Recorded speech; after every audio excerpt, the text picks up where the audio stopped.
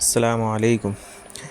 On line عربی لکھنا، پڑھنا، بولنا، نحو، صرف، ترکیب، انشاء، ترجمہ قرآن، حدیث سیکھیں ہماری یوٹیوب سے۔ ہمارے یوٹیوب چینل سبسکرائب کریں اور بیل آئیکن پریس کریں تاکہ ہمارے روز کے ویڈیو آپ کو بر وقت ملتے رہیں۔ By Nadvi, lesson number 4۔ آج کے سبق میں ہم پڑھیں گے مرکب مفیدہ کی تعریف، جملہ خبریہ، جملہ اسمیہ و فعلیہ، مسند و مسند الیہ، جملہ انشائیہ، مرکب غیر مفیدہ اور مرکب توصیفی و اضافی اور مرکب بنائی اور منع صرف وغیرہ، اور آخر میں سوالات ہوں گے تاکہ آپ نے جو حاصل کیا ہمارے ان ویڈیو سے وہ آپ ہم کو بذریعہ واٹس ایپ آپ اپنے سوالات کا ہمارے آڈیو کے ساتھ سینڈ کر سکیں۔ مرکب اس لفظ کو کہتے ہیں جو دو یا دو سے زائد کلموں سے مل کر بنے۔ اس میں دو لفظ ہوں گے، ایک لفظ سے پوری بات واضح نہیں ہو پاتی، اس وجہ سے دو لفظ ہوں یا دو سے زیادہ ہوں۔ جیسے لیلۃ القدر، لیلۃ القدر میں دیکھیے لیلہ ایک لفظ اور قدر دوسرا لفظ ہے، تو یہ دونوں مل کر مرکب ہوئے۔ اسوۃ حسنہ کو اسی طرح دیکھ لیجئے کہ اسوہ ایک لفظ ہے، حسنۃ دوسرا لفظ ہے۔ نحن انصار اللہ ہم نے بتایا تھا کہ دو سے زائد ہو، تو دیکھیے یہاں تین لفظ ہیں، نحن ایک، انصار دوسرا لفظ اور اللہ تیسرا لفظ۔ پھر مرکب کی دو قسمیں ہیں، مرکب مفیدہ اور مرکب غیر مفیدہ۔ مرکب مفیدہ اس مرکب کو کہتے ہیں جس کو سن کر کسی واقعے کی خبر ہو یا کوئی حادثے کی اطلاع ہو یا کسی چیز کا طلب کرنا ہو یا کوئی چیز ہمیں مطلوب ہو، جیسے قضیت الصلاۃ، نماز ادا کر دی گئی، اللہ خبیر کہ اللہ ہر چیز جاننے والا ہے، ارکب معنا ہو کہ تم ہمارے ساتھ سوار ہو جاؤ، لا تأکلوا الربا کہ تم سود کو نہ کھاؤ۔ مرکب مفیدہ کے اور بھی نام ہیں، جیسے مرکب تام ہے، جملہ بھی بولتے ہیں اور کلام بھی کہتے ہیں۔ اس کی دو قسمیں ہیں، جملہ خبریہ، جملہ انشائیہ۔ مرکب کی دو قسمیں کی جاتی ہیں، ایک خبریہ ہوتی ہے اور ایک انشائیہ۔ جملہ خبریہ کسے کہتے ہیں؟ جملہ خبریہ وہ جملہ ہے جس کے کہنے والے کو سچا یا جھوٹا کہا جا سکے، یعنی جو بھی بات بتائی جا رہی ہے، جو بتا رہا ہے اس کے بارے میں ہمیں سچ یا جھوٹ کا پتہ چلے۔ جیسے الولد نائم، لڑکا سویا ہوا ہے، طلع البدر، چاند طلوع ہوا۔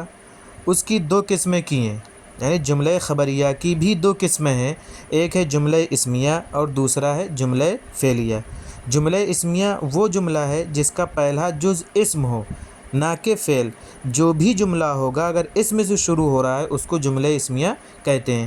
جیسے الرسول صادق کہ دیکھیے اس میں دو لفظ ہیں، ایک الرسول ہے اور دوسرا صادق ہے، تو جملے کی ابتدا جو ہو رہی، جملہ جو اسٹارٹ ہو رہا ہے وہ اسم سے ہو رہا ہے، یعنی ناؤن سے، ٹھیک، تو اس وجہ سے یہ جملہ اسمیہ کہلائے گا۔ اس میں الرسول جو ہے، جو اسم جملہ میں جو اسم ہے جو اسمیہ کے طور پر استعمال ہوا ہے، تو الرسول مسند الیہ ہے، اس کو مبتدا کہتے ہیں، اور صادق مسند ہے، اس کو خبر کہتے ہیں۔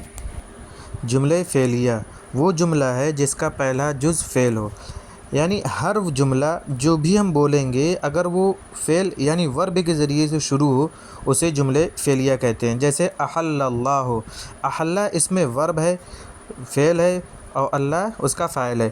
اس میں احل مسند ہے، اس کو مسند کہیں گے، اس کو یعنی اس کو فعل کہتے ہیں، اور اس میں اللہ مسند الیہ اس کو فاعل کہتے ہیں۔ مسند الیہ کسے کہتے ہیں؟ مسند الیہ وہ ہے جس کی طرف کوئی چیز اس طرح منسوب ہو، یعنی اس طرح جوڑ دی جائے کہ سننے والے کو کوئی خبر یا طلب معلوم ہو۔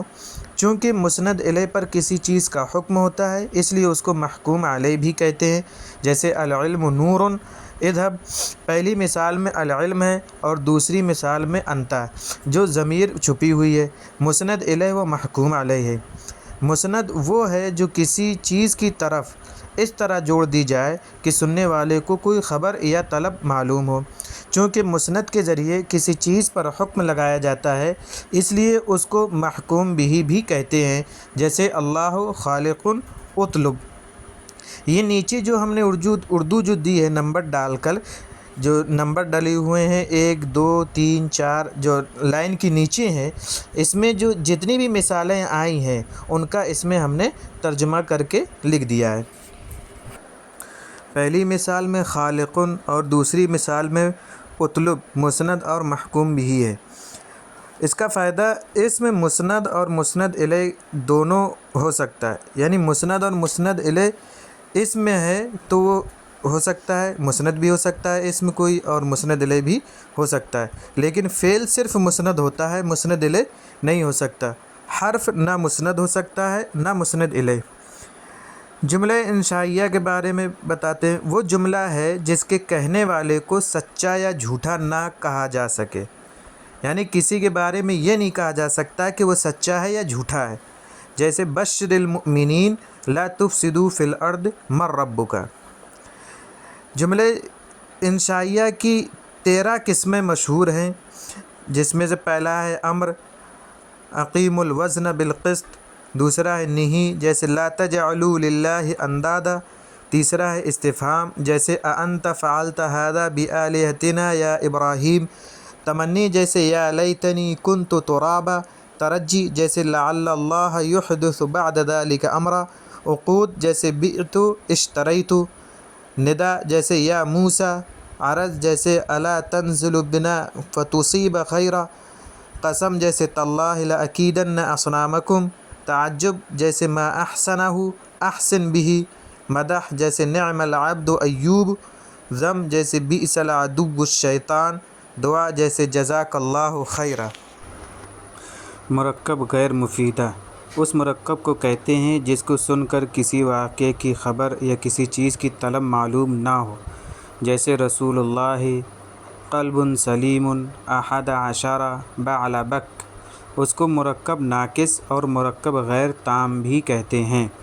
اس کی 4 قسمیں ہیں: مرکب اضافی، مرکب توصیفی، مرکب بنائی، مرکب منع صرف۔ مرکب اضافی اس مرکب ناقص کو کہتے ہیں جو مضاف اور مضافلے سے مل کر بنے، جیسے خلیفۃ الرسول، حدیث موسیٰ، ذو قوۃ۔ اس کے پہلے جز کو مضاف اور دوسرے جز کو مضافلے کہا جاتا ہے، یعنی پہلا حصہ اس کا جو مضاف ہوتا ہے اور دوسرا مضافلے ہوتا ہے، اور مضافلے ہمیشہ مجرور ہوتا ہے۔ مرکب توصیفی اس مرکب ناقص کو کہتے ہیں جو موصوف اور صفت سے مل کر بنے، جیسے بنیان مرصوص، الآیۃ الکبریٰ، اکواب موضوعہ۔ اس کے پہلے جز کو موصوف اور دوسرے جز کو صفت کہا جاتا ہے، یعنی اس کا پہلا لفظ جو ہوتا ہے موصوف ہوتا ہے اور دوسرا لفظ صفت ہوتا ہے، اور صفت کا اعراب موصوف کے موافق ہوتا ہے، یعنی پہلے لفظ کا جو اعراب ہوگا اسی طرح دوسرے کا بھی اعراب ہوگا، یعنی اگر پہلے میں پیش ہے تو دوسرے میں پیش ہوگا، اگر پہلے میں تنوین ہے تو دوسرے میں بھی تنوین ہوگی، اگر پہلے میں زیر ہے تو دوسرے میں بھی زیر ہوگا، اگر پہلے میں زبر ہے تو دوسرے میں بھی زبر ہوگا۔ تیسری قسم اس کی ہے مرکب بنائی۔ اس مرکب ناقص کو کہتے ہیں جس میں 2 اسموں کو ملا کر ایک کر دیا گیا ہو، اور دوسرا اسم واو جو اور کے معنی پر مشتمل ہو، جیسے احد عشرہ، یہ اصل میں احد و عشر تھا، اور واو کو حذف کر کے دونوں اسموں کو ایک کر دیا گیا۔ اسی طرح اثنا عشرہ، ثلاثۃ عشرہ، اربعۃ عشرہ، خمسۃ عشرہ، ستۃ عشرہ، سبعۃ عشرہ، ثمانیۃ عشرہ، تسعۃ عشرہ، یعنی 11 سے لے کر 19 تک کی گنتی میں واو حذف ہے۔ اس کے دونوں جز فتح پر مبنی ہوتے ہیں، یعنی اس کے دونوں جز پر، یعنی پہلے پر اور دوسرے پر زبر ہوتا ہے، مگر اثنا عشرہ اور اثنتا عشرۃ کا پہلا جز معرب ہوتا ہے، اور ثمانیۃ عشرۃ کے پہلے جز میں یا کو فتحہ پر مبنی کرنا یعنی ساکن کرنا، یا اس کو حذف کر کے نون کو کسرہ دینا یا فتحہ دینا جائز ہے، لیکن اگر اس کا پہلا جز مؤنث یعنی ثمانیۃ عشرہ ہو تو دونوں جز مبنی بر فتحہ ہوں گے، یعنی دونوں پر زبر ہوگا۔